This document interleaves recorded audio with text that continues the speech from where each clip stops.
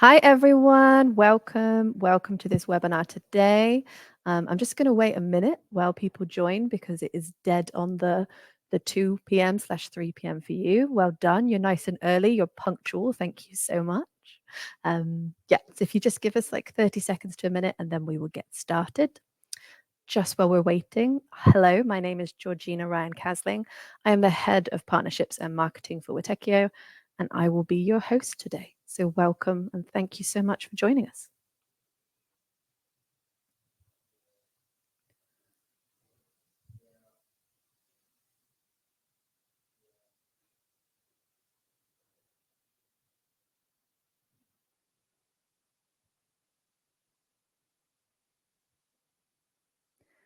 I can see more people coming in. Hello, welcome. We will get started in just a second.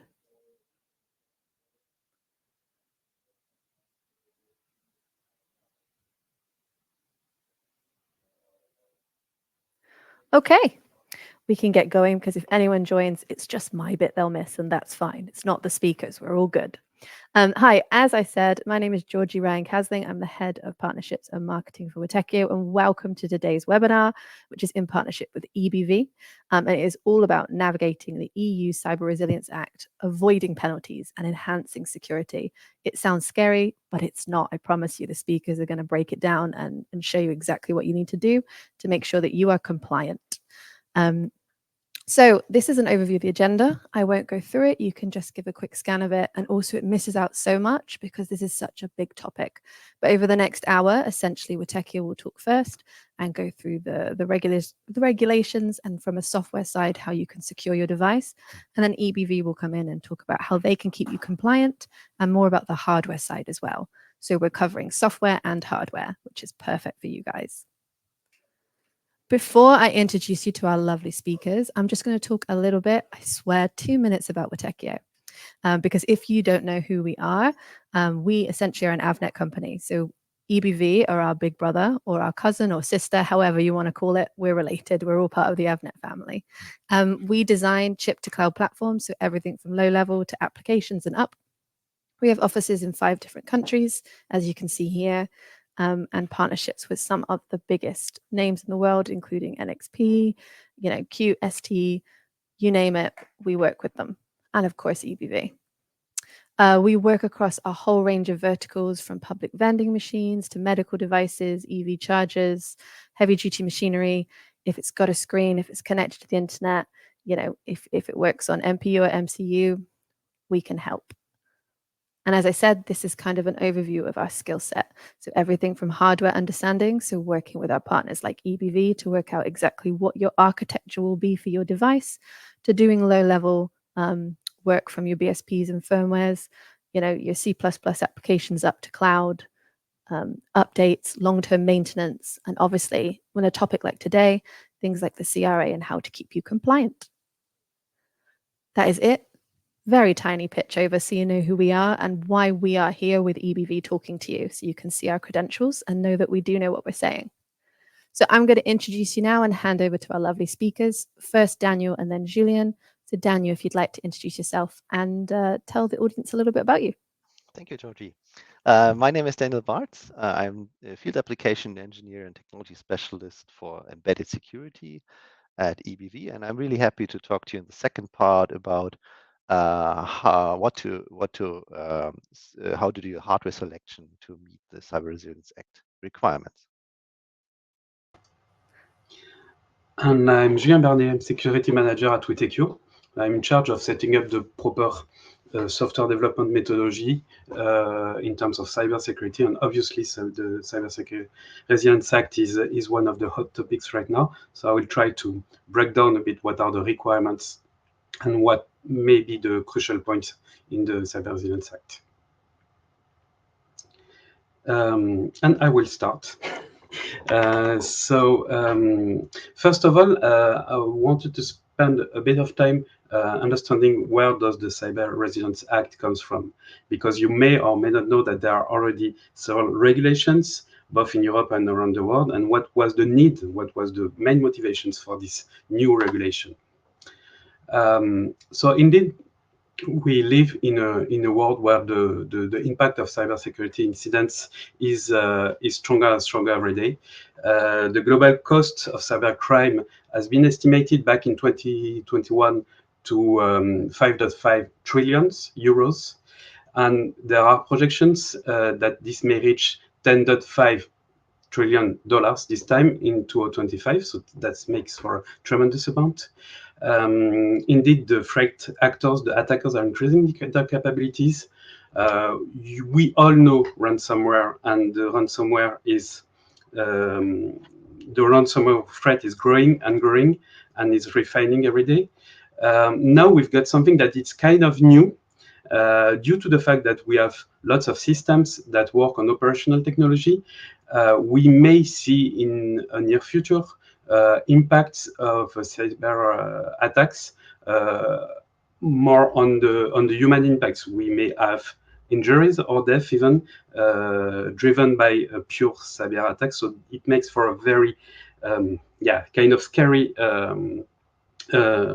landscape now, especially from a geopolitical point of view.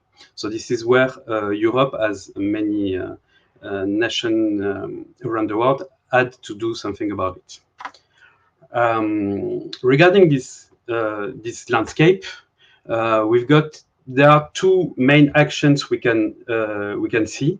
One of them are the posture of the governing bodies. So nations, groupments of nations, what they do is that they use regulations to enforce measures that will protect the nations. So basically, a regulation is a law, and compliance to regulation is by definition mandatory. On the other side, you've got the private sector, which is providing several corpus of documentations in terms of standards, guidelines, and good practices for cybersecurity.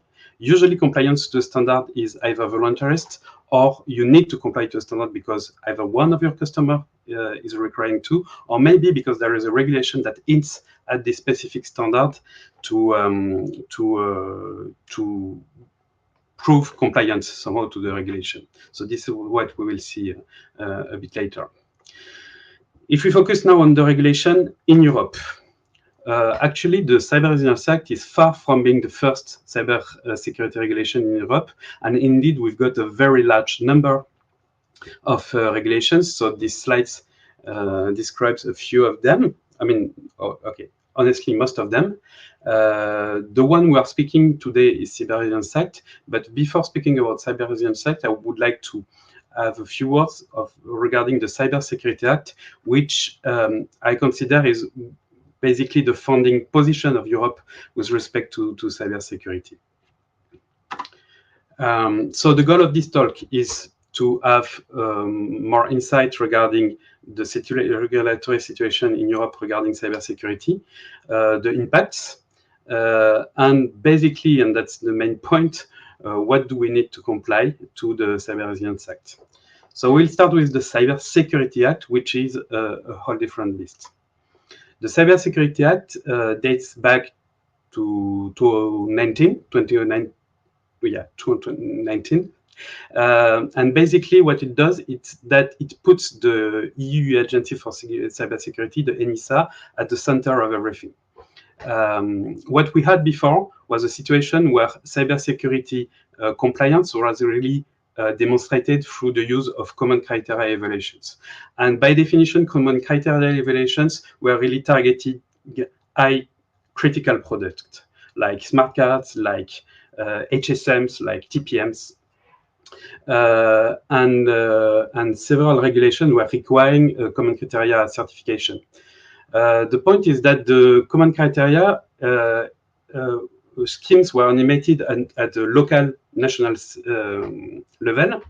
And indeed, there were some agreements between nations to recognize, for instance, a common criteria evaluation that was done in Germany up to a certain level in France or in Spain or in any European country, but the recognition was not uniform, and it was kind of complex.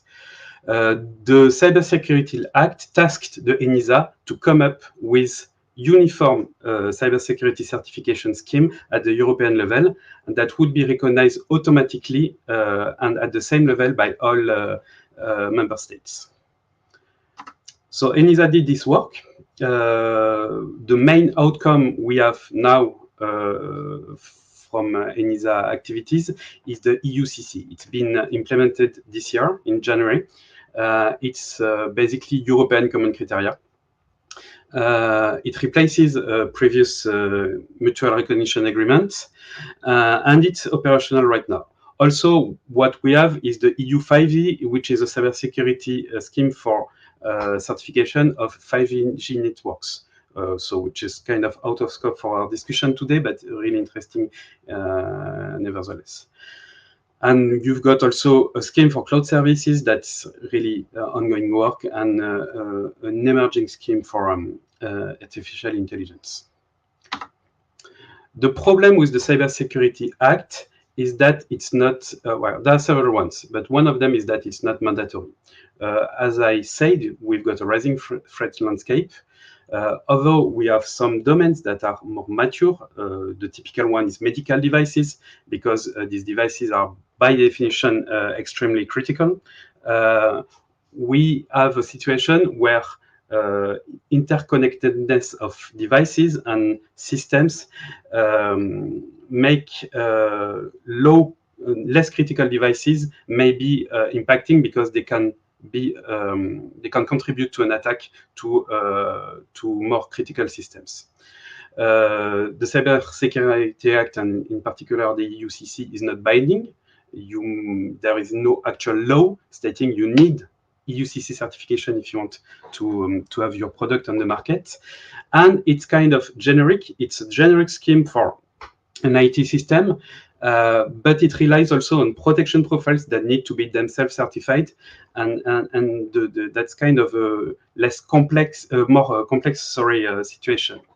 So the Europe needed to come up with something that is more binding, clearer, and more mandatory. So that's why the Cyber Resilience Act came up. Back in 2022, we had the first draft. Now the Cyber Resilience Act has been voted in March 2024 and will be implemented in the EU law corpus, we assume somewhere around September 2024. It means that starting from there, device manufacturer will have 36 months to align, with some exceptions. We'll come back to this later. What it does is that it sets clear requirements regarding the cybersecurity of the product, and in particular with a focus on vulnerability management. We'll see this in the next part of the talk. It's basically applicable to nearly everything that can run some software. So theoretically, it's applicable to connected products or to products that may be connected in the future. So it's a very large scope. And it comes with fines and penalties that are aligned with the ones that we already know from the GDPR, which is up to 50 million euros or 2.5% of the annual turnover, depending on the case.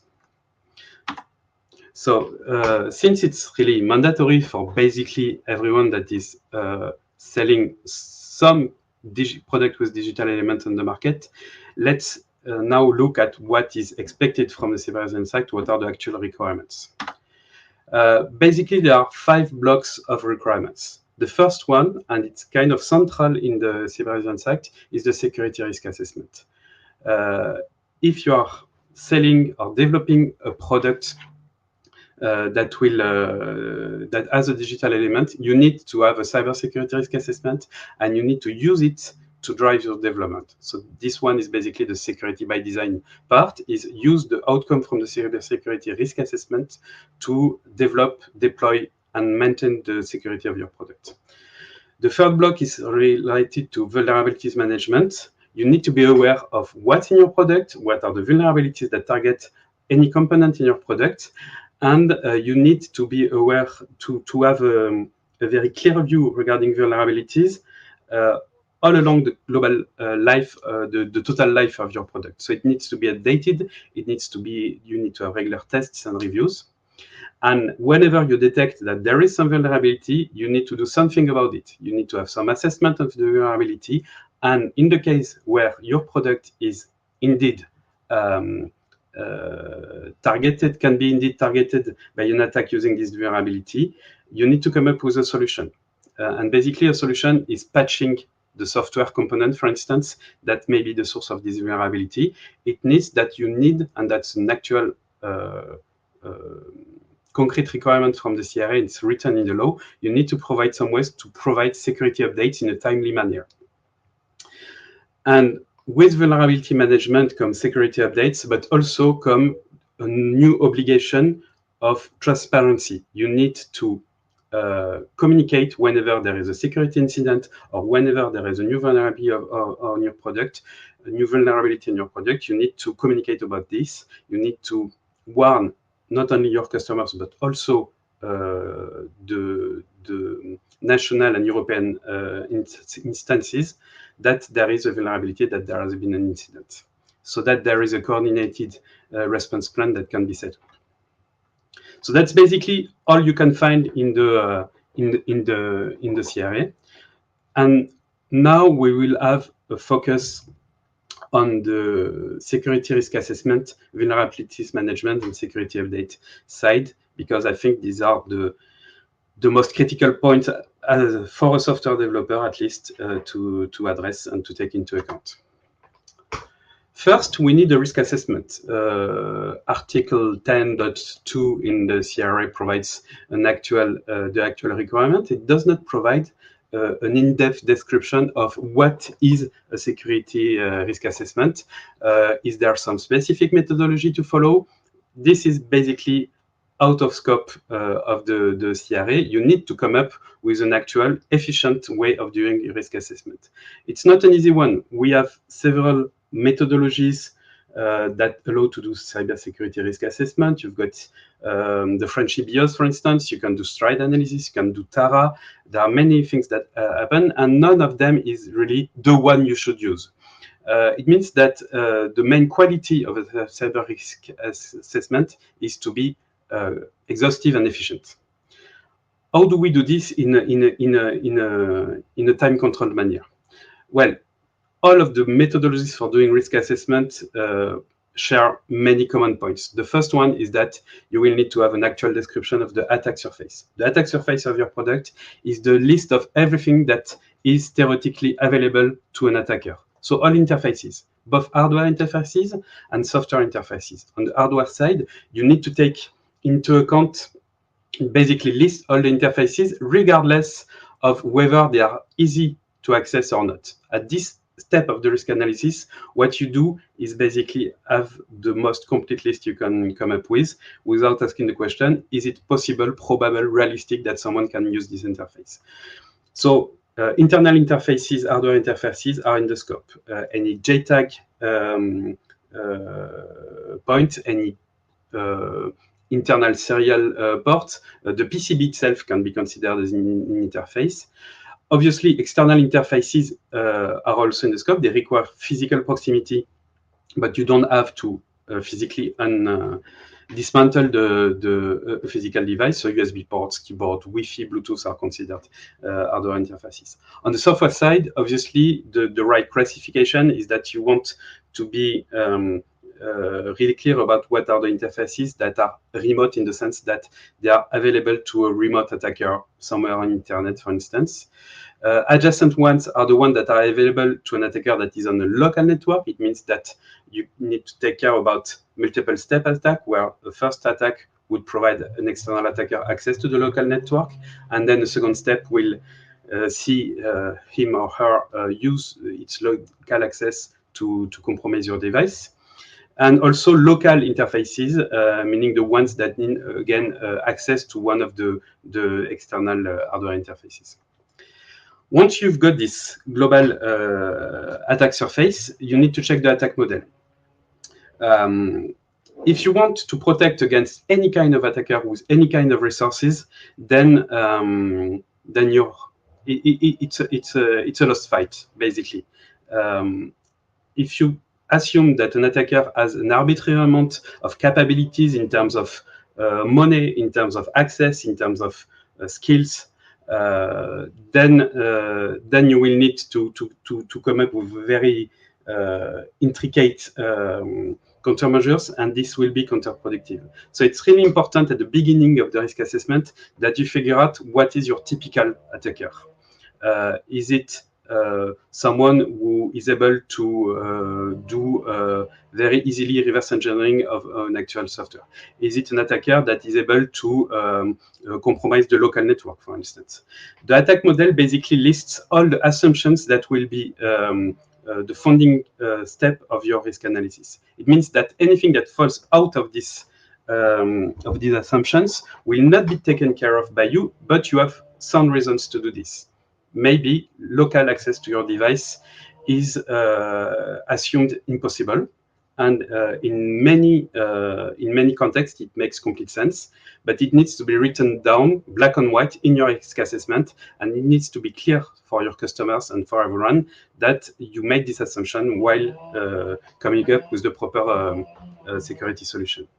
Once you have this, well, you're not done, but you have the most important part, because indeed attacks are really related with unexpected behaviors of your product. Something that was not planned either at the design step of your product. Maybe you forgot some authentication to access some data or some function. Maybe the key provisioning is not as secure as it should. You can have errors at the implementation level that can be exploited by an attacker to compromise your product. Also, you may have a perfect device with a perfect software. The design is perfect, the implementation is perfect, but it's not robust enough with respect to some kind of attack. Typical example is brute force attacks. You've got a login password entry, for instance, but you've got no velocity check on the password. You allow an external attacker to input thousands or hundreds of thousands of passwords in a short amount of time. Your product is functional. It's perfect from a design and implementation point of view, but it's not robust enough. And also, unexpected behavior may come from external modifications, like someone who is actually able to modify the hardware, for instance, or maybe someone that will unsolder a flash component and will dump its content. It's unrealistic to hope to deal with every unexpected behaviors. In my experience, a perfect product does not exist. Perfect from all these 4 axes: design, implementation, robustness, and external modification does not exist. So we need to adopt, if we want to be efficient, we need to adopt a threat-driven approach. It means that the first thing we want to do is lay out the threats. We will, and so this is the way we do the risk assessment at Witekio. So we'll basically draw a tree. The first level of the tree will be the threats for your product, and it will be a prioritized list of threats. Maybe threat 1 is more critical than threat K. It means that you want to invest more effort in mitigating threat 1. And for each of these threats, in the second step, what we will do is that we will leverage the knowledge we have of the state of the art of attacks and vulnerabilities and come up with possible ways of implementing the threat. We call this attack path. It's an actual recipe for implementing a threat. I will first compromise this password and then use it to have access to the device, and then do a privilege escalation, and then steal the actual key, for instance. And we'll try to have to unfold this tree in a meaningful way. And for each of the leaves of this tree, it means that I have a potentially realistic attack path that allows an attacker to implement a threat. And this is where I will have either mitigations, countermeasures, security mechanisms, or maybe I will have also assumptions stating that in the context of use of this product, this attack path is not realistic because, for instance, physical access to the product is not possible. Actually, an actual attack tree is much larger than this small sample. This one is for a very naive product, so I zoomed out a bit. And usually we have a more massive tree. It means that we need to be focused and organized. And also, I want to highlight that the tree is not the solution. On the leaves of the tree, we will find the solution for each attack path. Now we need to come back to something that is more manageable for our developer. And what we will do is that we will extract from this tree the leaves. And that's basically the security objectives for your product. So we will have two kinds of security objectives. The ones that are technical security objectives for the product. It means that there is some security mechanism that needs to be implemented. And the ones that are for the environment, it means that there is some guideline, there is some condition of use for the product that will enforce that some assumption we made is actually correct for the product. And we will use this outcome to drive the development and to build as the starting point of the security documentation. Now that you have the risk assessment, well, it's not done. One of the main focus that I told you on the product is vulnerability management. Vulnerability management is really about knowing precisely, at least from a software perspective, what are the software you have in the product. Also, from a hardware perspective, what are the version of the software components you have in your product. And you need also some expert time to check the vulnerabilities of this version and to ensure whether they are exploitable on your product, whether there is an attack path or not. So there is a link with the cybersecurity risk assessment again. Last but not least, we need a secure update mechanism. So first thing, we need to know what's in the product. That's basically, from a software perspective, we need a software bill of material. It means that we need to know precisely what are the leaves, what are the versions. Sometimes it's kind of easy to have this. If, for instance, if you are doing a Yocto-based MPU development, then you will have some tooling that will provide this automatic software bill of material. For MCUs, sometimes it's not so easy, and maybe you will have several manual steps, or you will have to script some custom solution to come up with the software bill of material. But this is something that we do on a routinely basis at Witekio. Once you have the software bill of material, we need some tooling, and I will demonstrate one to get the CVEs for the software components you have in your product. And you may have a very large number of CVs. So you need this tooling to be able to filter out false positives as much as possible. As an example, on a typical Yocto build, for instance, if you have no filter whatsoever, you will have roughly something like 5,000 CVs. It's a huge number. It's not possible to manually analyze them. If you have a first naive filter, which is just keep only the CVs that are relevant for the actual versions of the software I'm using, then you will boil this number down to 1,000. And if you have kind of intelligent filters, maybe you can check the log history of the component you are using. Maybe you can factor in the actual compilation options you took. Then you can boil down this number to around a few hundred CVs, which is definitely much more manageable for a human expert to assess. CV scan is the tool we use at Witekio. So that's an internal tool initially we use to maintain the list of vulnerabilities. CV is common vulnerability enumeration for the software we are doing. And we also sell the tool as is to our customer. So not the use of the tool, but the tool itself, so that you can, any of our customer can run its own vulnerability assessment without resorting to us. This is a global picture of how it's working. So basically, we are ingesting a software bill of material, requesting several sources of information. The NIST NVD is the main one, and then outputting a report. And we've got some web interface that allow us to assess locally the vulnerability. So this is a snapshot from this interface on a Yocto product. And there are also some dashboarding functionalities that allow you to measure what is the progress regarding your vulnerability assessment. Now that you have your vulnerability assessment, I will be a bit quicker on these two topics.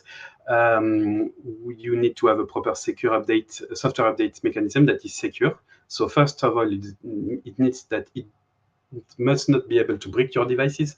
Otherwise, you've got a denial of service attack that could be kind of easy. It does not allow an attacker to inject malicious code. It means that you need to authenticate your updates. leveraging cryptographic mechanism. You can also use secure boot to ensure integrity and authenticity of the software you're running on your devices. It must not leak your software, because probably if you allow an external attacker to easily reverse engineer your software, then you're providing him or her with capabilities to detect vulnerabilities you may not have found yourself. And one of the interesting things is that you may want to implement anti-rollback in this update, so that an attacker cannot revert to legal but vulnerable old version of your software. My last topic will be beyond this technical mechanism, you need a proper security documentation, because usually, sometimes we'll need to have a platforming approaches. We will want to have to provide, for instance, a secure Linux platform or secure Zephyr platform for some products. It needs to come with actual guidelines to do secure development on it, how to configure properly the security mechanisms that are in the product. So this is where the security documentation is important, and it's actually mandatory as per the Cyber Resilience Act. The qualities of such a documentation is that it can serve as a guideline for the final product developer to build its own product, while avoiding to misconfigure any security mechanism that's already there on the product, for instance. And it can be used as a demonstration that everything was done properly with respect to the CRM. Let me finish very quickly on what we do at Witekio regarding these various points. First thing is that we can do cybersecurity workshop, and we do this often with our customer before starting development on a product, but we can do them also with in an independent case. It means that we help you do the risk assessment. We've got our methodology, we've got our security framework, and we help you initiate a secure by design methodology. We are doing embedded development and more broadly software development. That's our core business, basically, and we will do it by using in a very fundamental way the security requirements that are the output of the security workshop. And we also have maintenance service offers, where we can do the vulnerability management for your product on the long run, especially for products that are already on the market and that need to stay up to date with respect to new vulnerabilities and common vulnerability monitoring. I will stop here. This is a very short presentation of what we do in the cybersecurity workshop, but basically I described you a few slides earlier how it works. And for the long-term maintenance, basically we'll have a setup phase, and then we'll enter an iterative process when we will scan, then analyze the vulnerabilities and provide the fixes.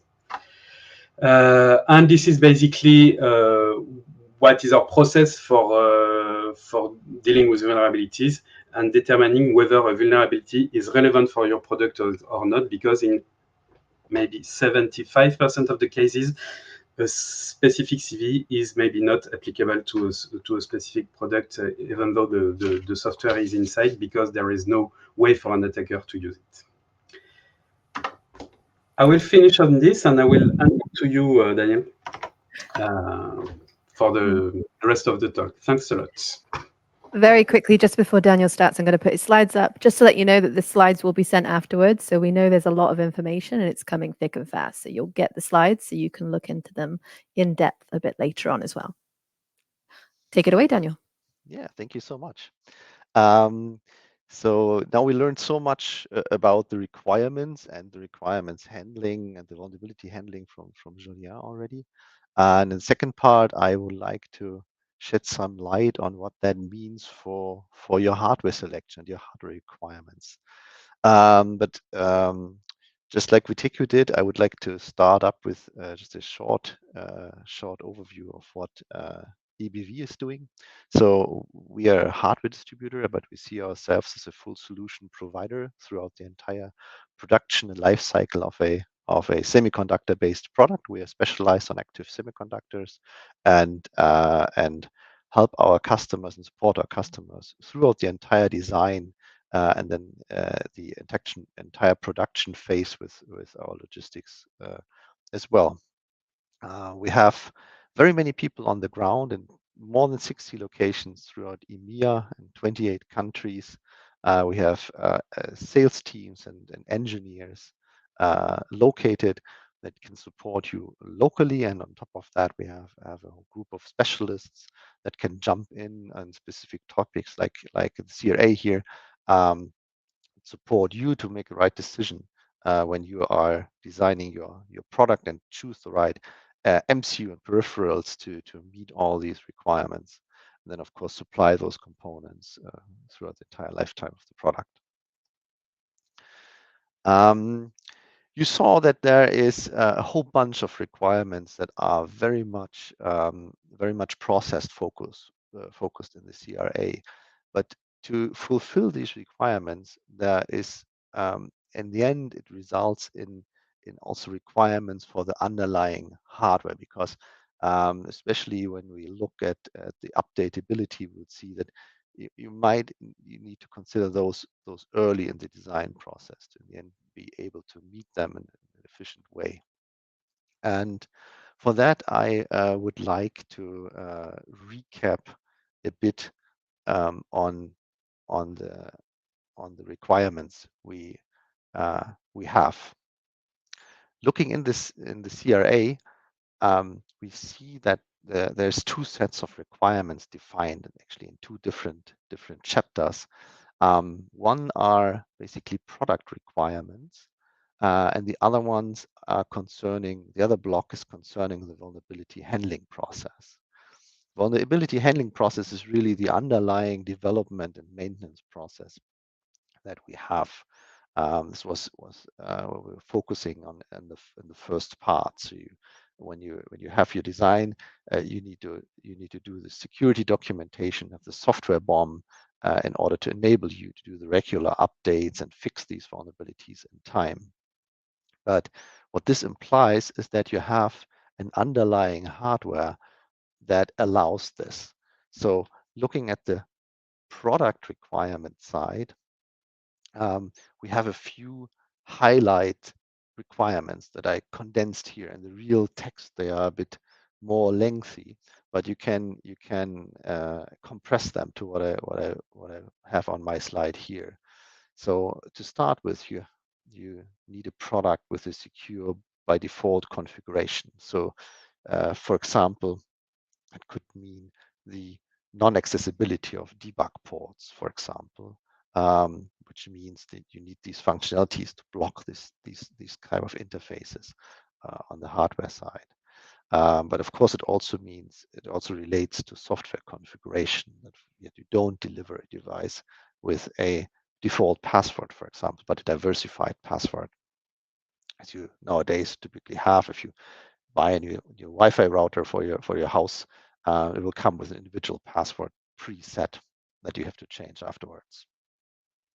Then the core functionality and the core requirement really that go throughout the entire CRA is the updatability, because what is very new about the CRA and which makes it unique compared to older requirements is that it moves away from a process where you have one release point and where you meet a certain security requirement at one specific point in time. Other than that, now it defines a whole period of time, a whole time period where you have to maintain the product and keep it secure. In order to do so, you have to have an updatability function included in the system. To make this secure, you need access control and authentication of user interaction, but also on updates, for example. Updates have to be verified.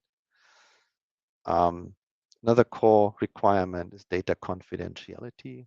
So whenever you transmit or store any type of data, this has to be done in a secure way and in an encrypted way. And as we also heard before, you have to consider external influences towards your system and make it robust against attacks as well. And this has effects all the way down to the hardware selection. So what are the real system requirements we have to look for? So if we browse through data sheets and selection tables, what are the features we are looking for to being able to be compliant? So the obvious ones are the cryptographic requirements. So in order to, for example, allow an update image to be verified, we need cryptographic support for typical algorithms. For example, elliptic curve cryptography, ECC is a set of algorithms used for signing images, for example, in many cases. So RSA is still pretty common, even if it has been around for a long time. If we have encrypted storage or encrypted data transmission, AES is the typical cipher that is used. And to do this really in an efficient way and run and decrypt images that we receive in a quick or in a short period of time, or to establish communication channels in an encrypted way, we typically want hardware support for these ciphers. Another thing we typically need is a true random number generator. And for some cases, we might even need security hardware that has an official certification of some sort. For example, if we look into industrial security, there's a standard IEC 62443. And if we want to certify a product to security level 3 or 4, we'll require security certification. For the debug interface, we have to check that we have a lockable debug interface, or if even better, an authenticated debugging feature. For memory, there's things like encrypted memory or on-the-fly encryption, decryption for external memory, memory storage, memory protection, and certificate storage options. And last but not least, what we see a lot now, if customers start making their systems updatable, this also means typically that they need additional memory, 2 times, 3 times the memory they used before, to have multiple partitions to keep these update images. Especially if it's over the air, you have to keep the old image until the other one is really successfully downloaded and executed. And then on a basic system level, we need privilege separation, for example, through ARM Trust Zone for Cortex-M. We need secure boot mechanisms to ensure that that only authentic code can be executed on the system, and we need monitoring systems and then secure key storage and key wrapping mechanisms on board as well. If we look at these security countermeasures in a more specific way, these are basically the highlights we see there.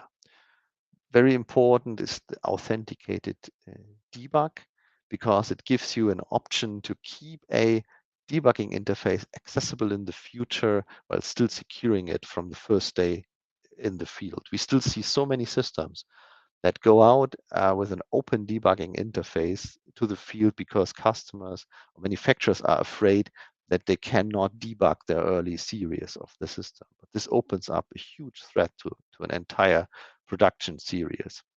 You can lose your IP, and it also definitely means a non-compliance to CRA. With authenticated debug, you can lock your debug, but you can reopen it if you have the correct keys. We see a big trend to memory encryption. Anyway, there's a trend. We see more and more platforms that employ external memory. If you have external flash memory, which is not encrypted, this is really extremely easy for an attacker to extract the code stored there. The countermeasure that really helps you is an on-the-fly encryption, decryption mechanism that only stores encrypted data in the external flash, or maybe even in the internal flash. Gives you a big boost of security. A real must-have now is secure boot, especially with over-the-air updates. We need an immutable mechanism embedded in the MCU that takes the decision: do I want to execute this code or not? And this is something that really has to live in the MCU. It's really hard. You can support it, but you cannot really add that as an external component. It has to typically be part of the bootloader mechanism in your MCU platform. There's monitoring mechanisms like glitch detection and tamper detection that allows you to handle external secure events. It's almost kind of a high-level security countermeasure. Then, if you need extra security and you want to go the step that you towards certified security implementations, you will have to go for an external hardware secure element that gives you advanced security features. It gives you advanced side channel hardening, things like active shielding on the silicon level. And what is most important for such designs is that only for an external secure element you can get a real high security certification, like a common criteria or a FIPS certification. And then what became really popular and is a big help for secure implementations is ARM Trust Zone and secure enclave implementation that give you privilege separation on one system. We see a big trend for that. And to display that, I would like to walk you through real hardware solutions, just in alphabetic order. I prepared some highlights from the real world, so from vendors that we supply, from manufacturers that we supply to you, and what they offer on their platforms. First in the list, with Espressif, it's a very popular platform for low-cost Wi-Fi and Bluetooth devices in the IoT world. So they are very popular for network, for interconnected devices. And they were very early supplying two core features I want to highlight here. Apart from, they have more features, but these are basically the highlights. So what ESP32 offers you as a pure flashless device, it offers you flash encryption for the external flash, and it offers you a secure boot mechanism, in this case based on RSA.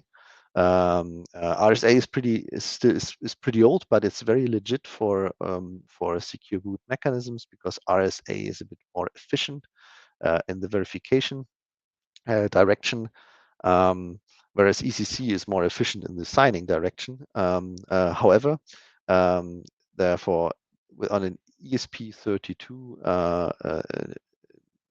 you have both of these options, and this is really a good foundation for a secure design, because it first verifies your image, so you make sure only authenticated code is executed on the system, and still even at rest, this code is secured because it is encrypted system individual with a flash encryption key that does not allow to extract this code from the flash memory and then reverse engineer it.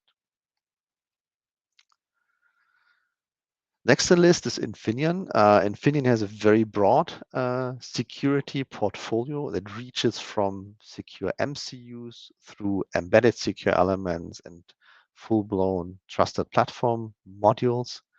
So it's a real security broadliner with a strong security background for many years. Infineon also sells classical smart card products like banking and government ID products, but this is not so much for the embedded market. For the embedded market, these three groups are the most relevant ones.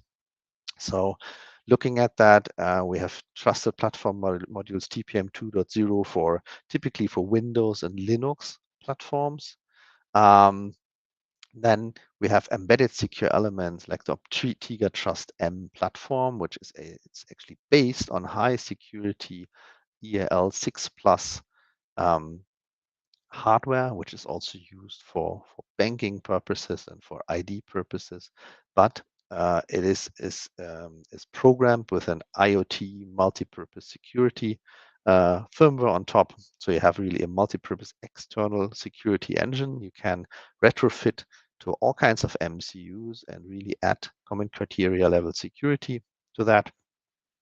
But also moving forward, we see on MCU system on chip solutions with like the new PSOC Edge family, we see that a lot of security is really moving inside the MCU platforms. In this case, they integrated a full-blown secure enclave with random number generator, key storage, all this cipher, crypto accelerators, and secure boot functionality. They rated that, and it's actually reaching 25 Jill points, which is quite high for an MCU solution. These Jill ratings are basically a risk assessment, how secure it is, and anything like which has like a high common criteria rating is Jill high. Typically, so it's above 31 Jill points, and but even here in an integrated solution, which is much harder to certify, they reach with their secure enclave 25 Jill points, which is quite good. Microchip, we see a similar trend. So on the MCU side with PIC32 family, they also introduce a integrated secure isolated HSM subsystem. So basically just another word for secure enclave with crypto accelerators, also for long key RSA implementations like 4096-bit key length, which is quite long. AES, everything secure boot. So a similar functionality we see moving in all new families. Microchip also has a interesting secure element portfolio. They are really a broadliner, very strong also on small system access, small system accessory and disposable secure elements to authenticate external components like battery packs and such. But they're also strong with multi-purpose secure elements with like the ATECC 608 being the core family that is available, and it's not common criteria certified, but it also has a documented Jill high rating for the implemented key storage. Next in the list is NXP, again a real broadliner. So we have with NXP, we have a very integrated solution covering both sides. So this makes it extremely scalable. A NXP approach starts with the MCU side. If we look at any of the newer MCUs, like the new MCX family, we have all of these systems come with an edge-lock secure enclave embedded in the MCU. So you have, again, a pre-programmed secure enclave that gives you the crypto functionality you need for a quick image verification and a secure boot process. And for systems which do not have an embedded secure enclave, or if you have an edge-lock secure enclave and you want to enhance the security with a certified secure element, because we need we need a FIPS security certification or a common criteria certification. You can simply add an edge-lock SE050 or A5000 secure element to the system. It's a very complementary solution that works together very well. With the external secure element, you can either reach common criteria EL6+, or there's a FIPS certified. There are two FIPS certified versions actually.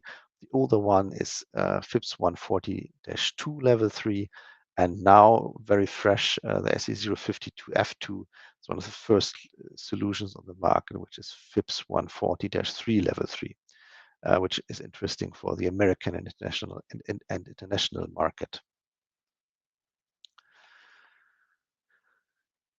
So looking forward, we also have Renesas.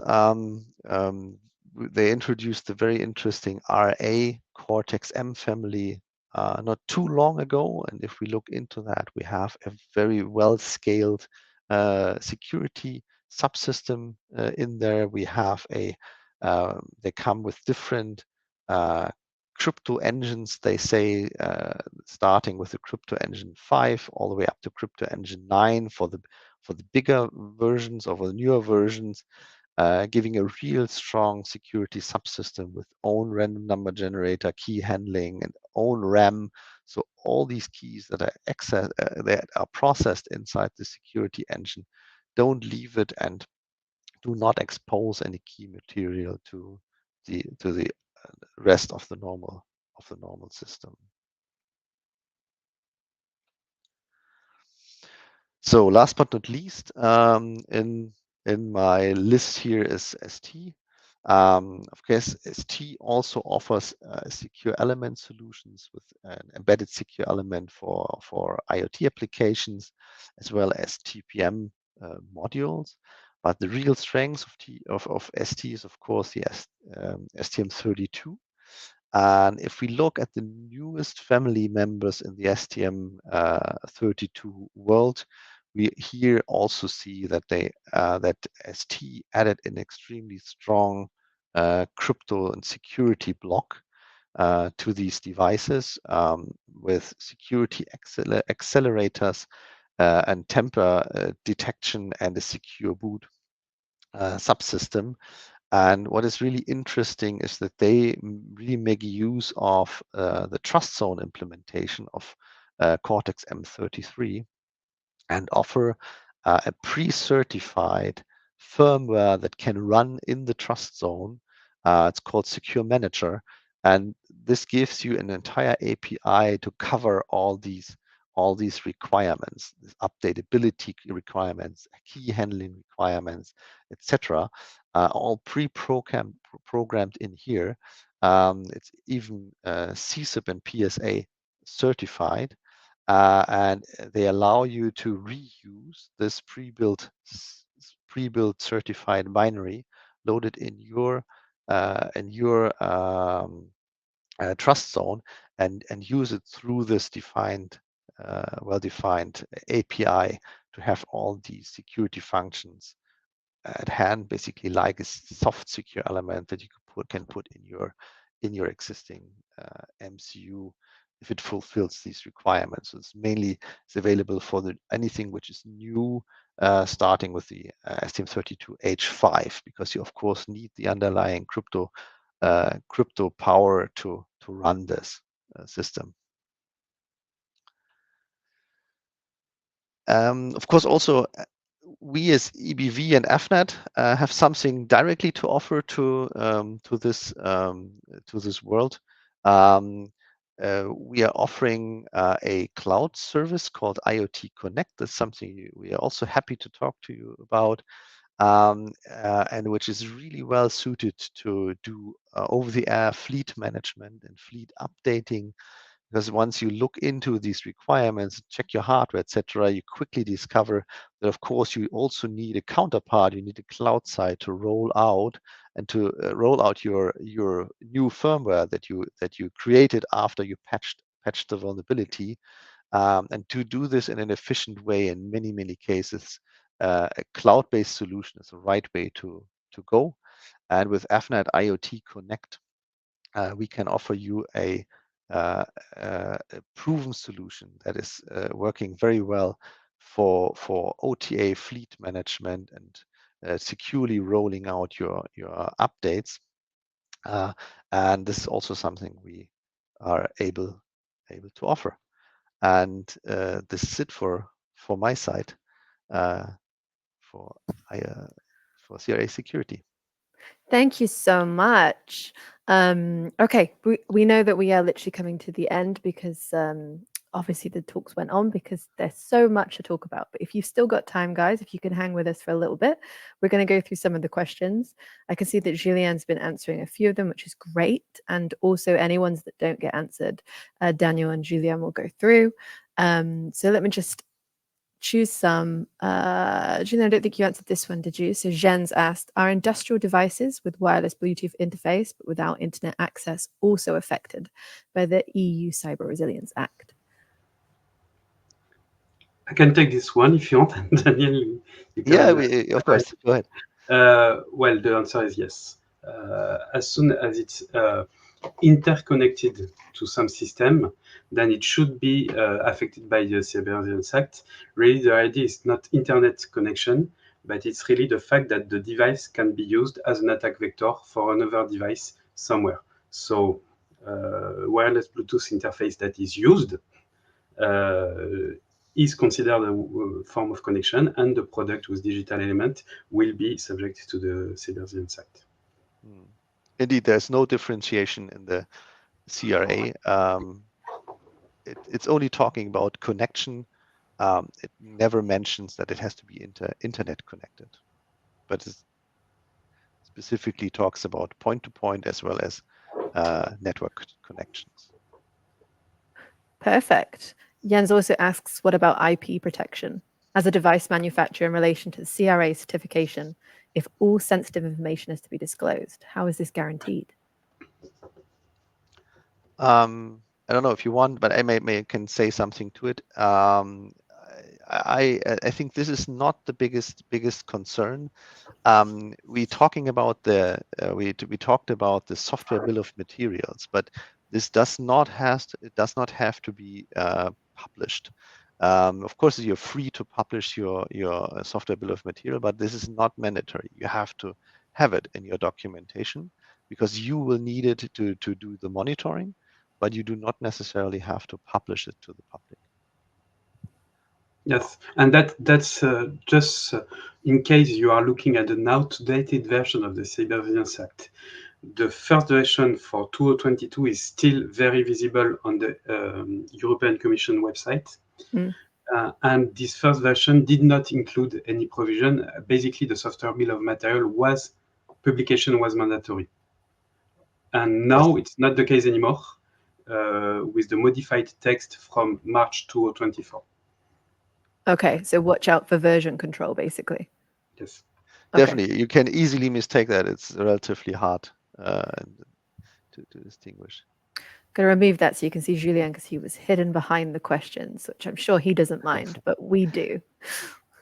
This in the context of updating the OS, so for Linux in this case, if secure U-boot is used, are there any update limitations? Is it necessary to have a physical access to devices to perform the update? So this is about OTA, I'm guessing.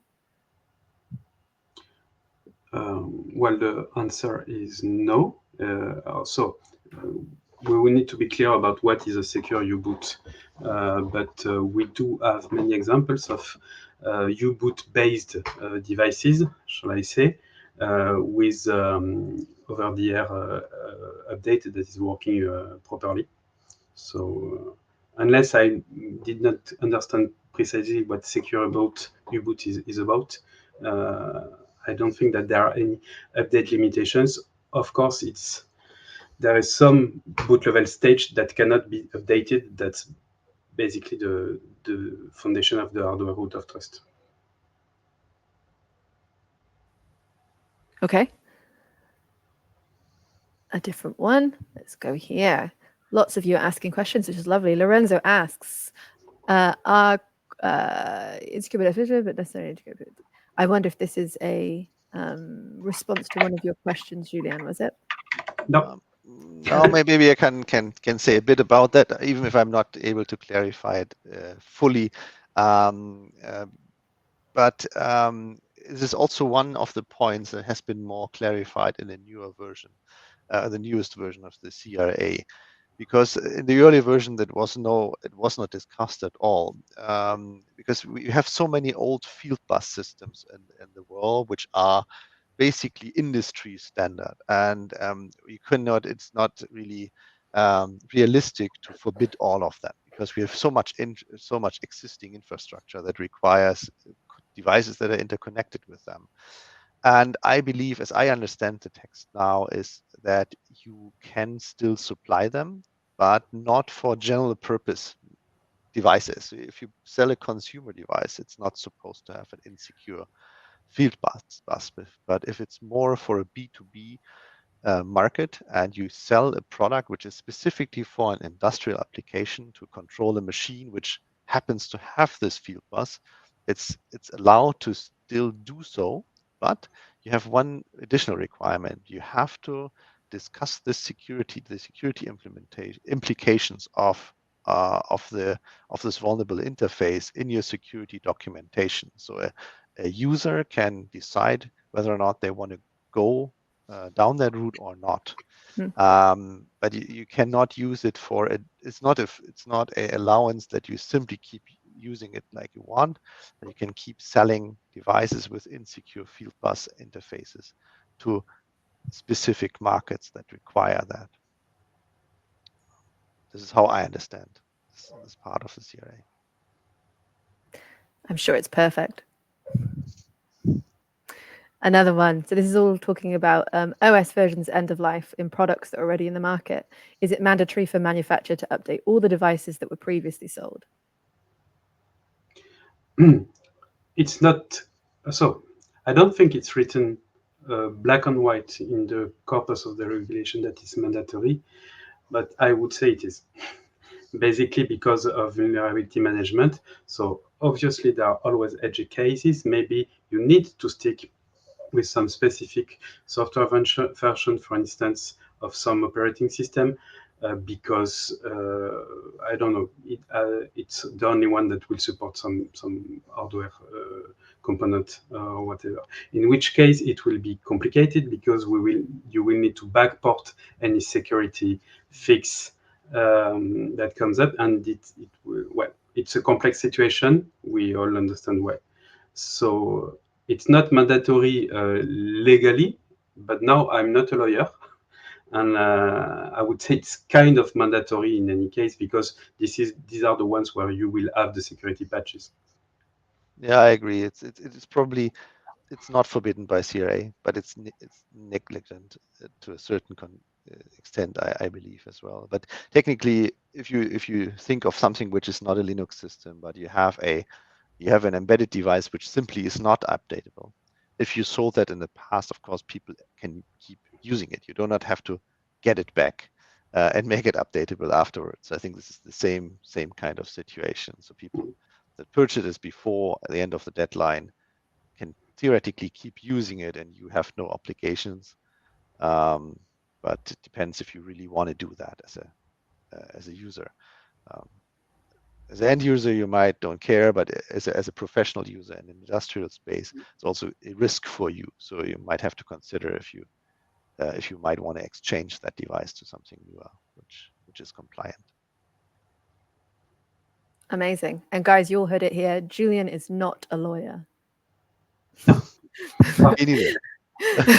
Oh, really, Daniel? You're not a lawyer either? No. Okay, we'll do one more, and then, as I said, I will give a roundup, and so everybody knows where the information will come from. How can you classify products under 3 categories? Is there a type of interface or technology hierarchy in order to find out what are the minimum requirements for a specific product? You mean the 3 certification categories, I believe?